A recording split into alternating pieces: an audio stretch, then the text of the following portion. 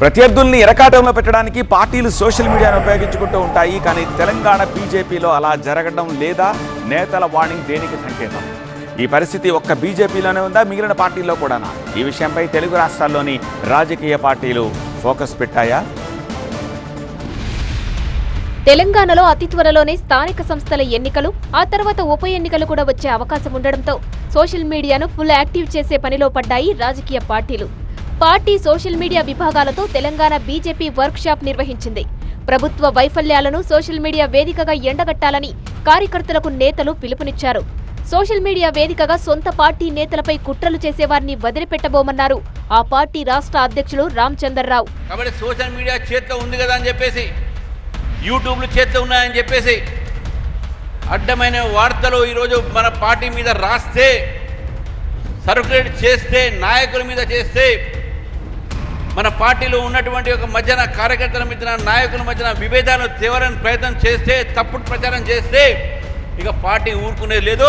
వాళ్ళ మీద చర్య తప్పదనే విషయాన్ని కూడా మేము తెలియజేస్తాం మిత్రులు. Will not tolerate any indiscipline in social media.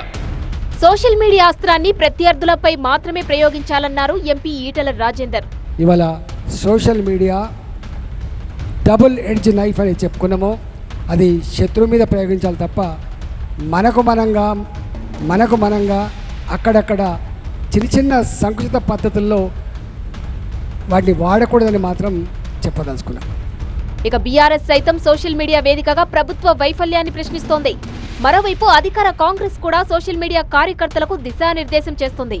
ఇక ఏపీలో కూడా సోషల్ మీడియాపై పార్టీలు ఫోకస్ పెట్టాయి. ఢిల్లీలో వైసీపీ సోషల్ మీడియా కార్యాలయాన్ని ఆ పార్టీ ఎంపీ గురుమూర్తి ప్రారంభించారు. ప్రభుత్వ వైఫల్యాలు, అబద్ధపు ప్రచారాన్ని ఢిల్లీ వేదికగా తిప్పికొడతామన్నారు.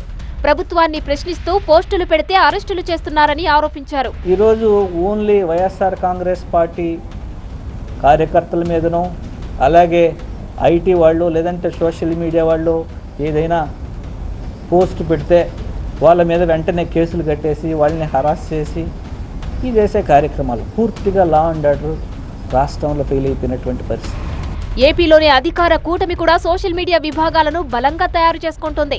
వైసీపీ తప్పుడు ప్రచారానికి స్ట్రాంగ్ గా కౌంటర్ ఇవ్వాలంటూ పార్టీ విస్తృత స్థాయి సమావేశంలో చంద్రబాబు దిశానిర్దేశం చేశారు.